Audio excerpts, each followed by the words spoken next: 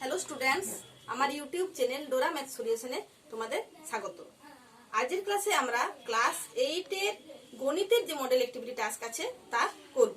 তো আমাদের প্রথমেই আছে দেখো বহুমুখী উত্তর ভিত্তিক প্রশ্ন অর্থাৎ এমসিকিউ টাইপ প্রশ্ন।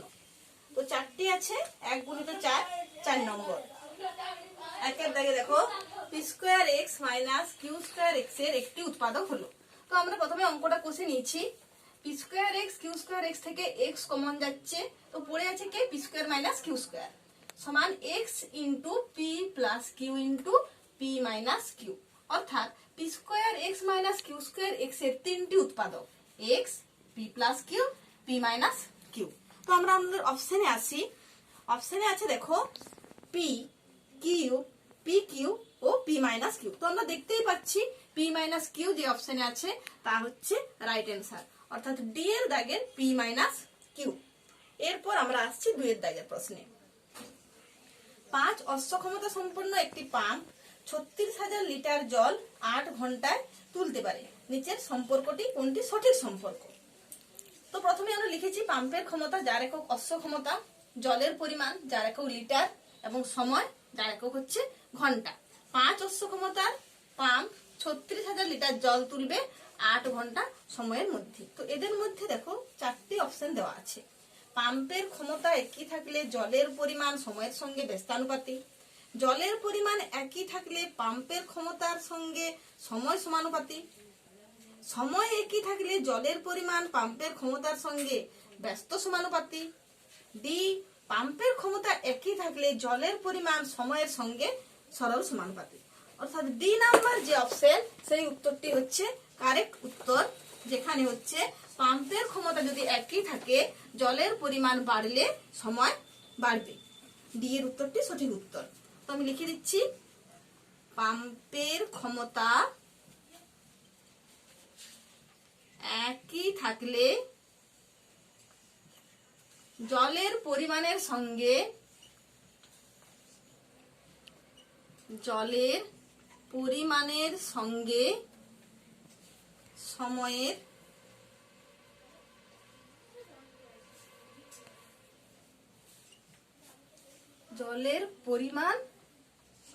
সময়ের সঙ্গে সরল সমানুপাতিক। এরপর আমরা আসছি 3 নাম্বার প্রশ্ন। মিস্টার এ একটি জগে 1:3 অনুপাতে সিরাপ ও জল মিশিয়ে এক প্রকার শরবত তৈরি করেছে। ওই শরবতের ওয়াই একক শরবত তুলে নেওয়া হয়েছে। ওই ওয়াই একক শরবতে সিরাপ কত আছে? তো জগে সিরাপ ও জলের অনুপাত কত? জগে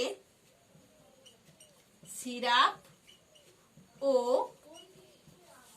জলের অনুপাত 1:3। সিরাপের আনুপাতিক ভাগহার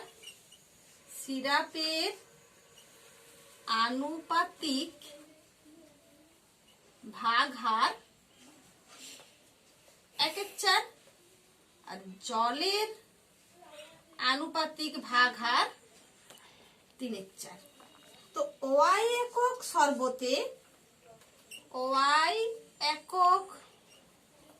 শরবতে সিরাপ আছে ওয়াই ইন্টু 1/4 একক সমান 1/4 ওয়াই একক। তো আমাদের অপশন নাম্বার সি হচ্ছে সঠিক উত্তর, 1/4 ওয়াই একক।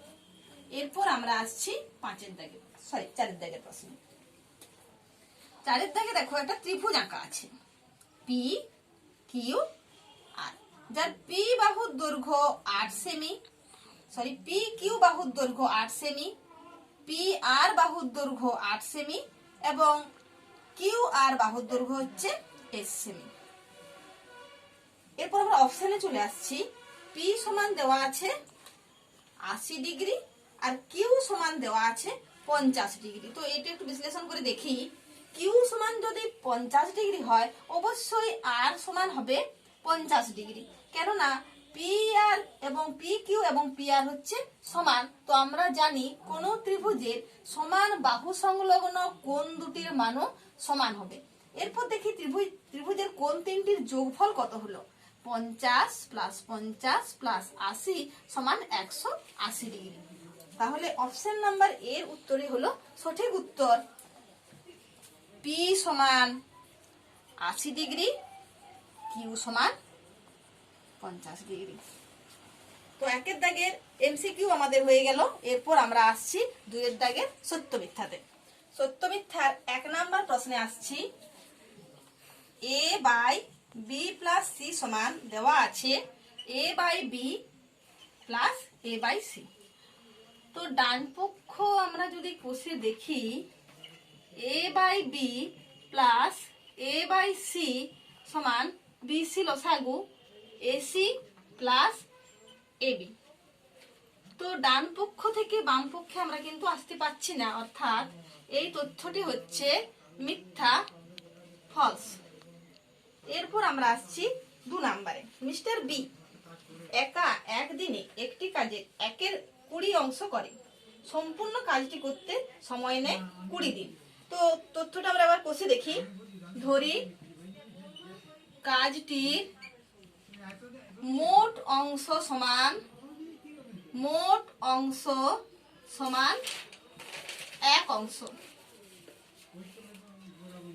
তাহলে 1/20 অংশ করে একদিনে। 1 অংশ করে 1 ভাজিত 1/20 দিনে সমান 1 গুণিত 20/1 দিনে সমান 20 দিনে। তাহলে সম্পূর্ণ কাজটি করতে সময় নেয়, অতএব সম্পূর্ণ কাজটি করতে সময় নেয় 20 দিন। এই তথ্যটি কি তথ্য? সত্য।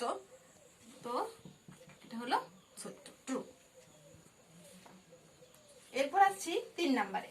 একটি বাঁশের 30% পোতা আছে। একটি বাঁশের 30% পোতা আছে।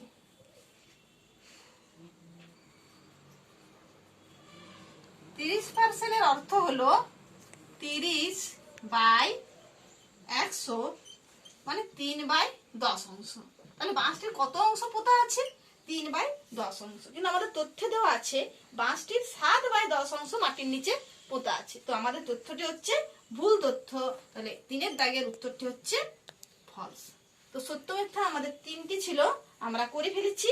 এরপর আমরা আসছি 3-এর দাগের প্রশ্ন, সংক্ষিপ্ত উত্তরধর্মী প্রশ্ন।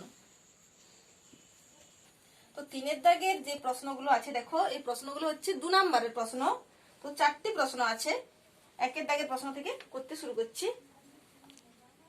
1 - 5x - 36x² সংখ্যামালাটির একটি উৎপাদক দেওয়া আছে 1 - 9x এবং অপর উৎপাদকটি আমাদের নির্ণয় করতে হবে। উৎপাদকে বিশ্লেষণ করি। দেখো 36x² কে যদি আমরা ভাঙি, তো 3 × 3 = 9, 9 - 4 = 5। তো 5 এর জায়গায় আমরা লিখব 9 - 4। 9 - 4 × x - 34x²। 1 - 9x + 4x - 36x²।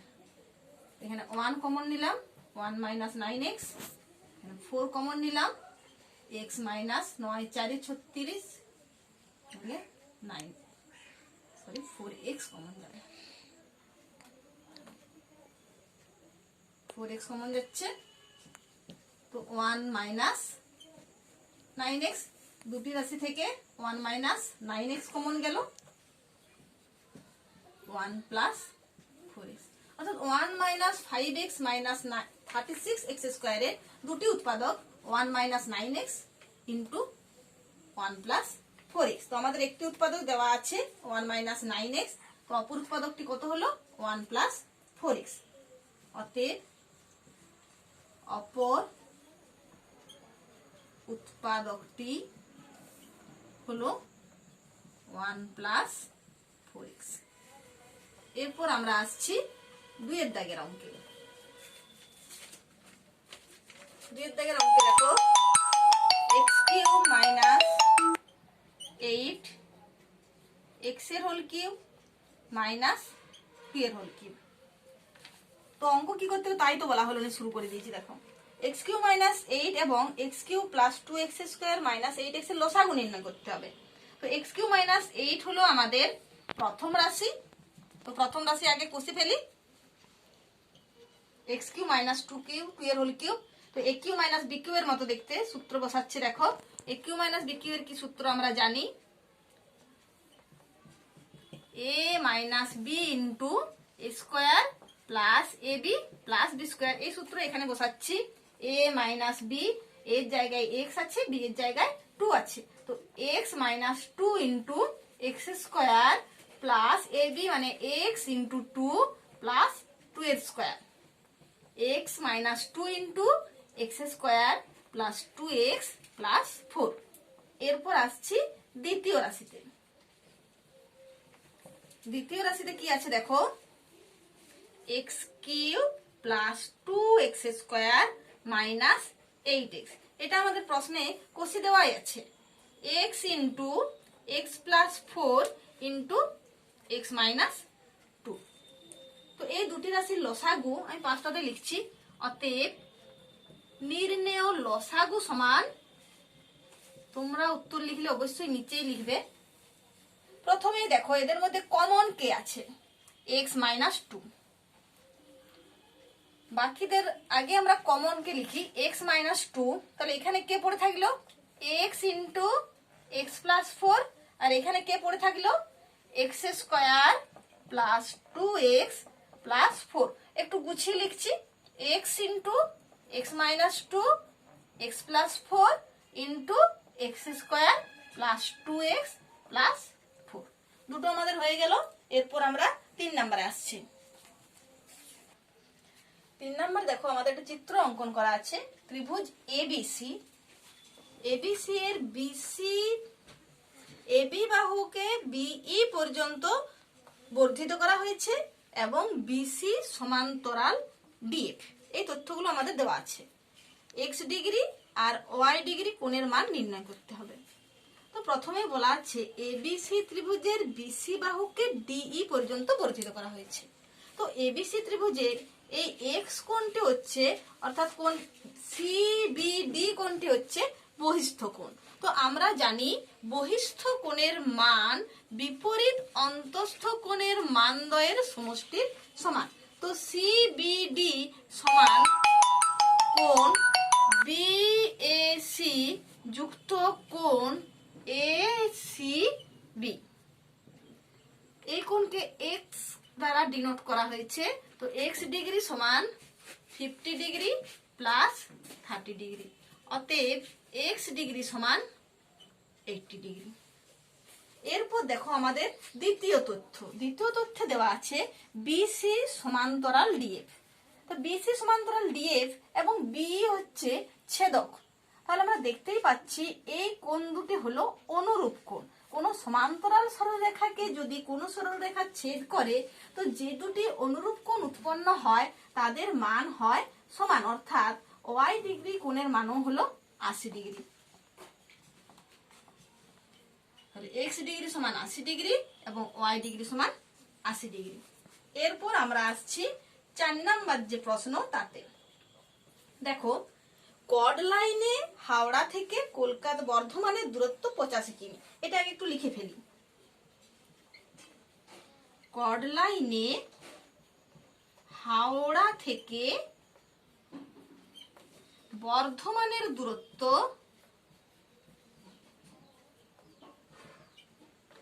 85 কিমি। কিন্তু মেন লাইনে সেই দূরত্ব 5% বেশি। তো মেন লাইনে হাওড়া থেকে বর্ধমানের দূরত্ব কত? তো মেন লাইনের দূরত্ব 5% বেশি। মেন লাইনে দূরত্ব 5% বেশি। অর্থাৎ কর্ড লাইনের দূরত্ব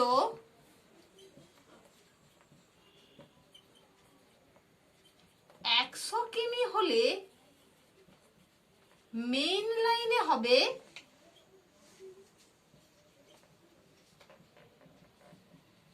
105 কিমি। যেহেতু 5% বেশি, 100-র মধ্যে 5 বেশি, তাহলে কর্ড লাইনের দূরত্ব 1 কিমি হলে মেন লাইনে হবে 105/100 কিমি। আমাদের কর্ড লাইনের দূরত্ব কত দেওয়া আছে? 85 কিমি। কর্ড লাইনে 85 কিমি হলে মেন লাইনে হবে 105 গুণিত 85/100। দেখো এই গুণটা আমি এখানে করছি।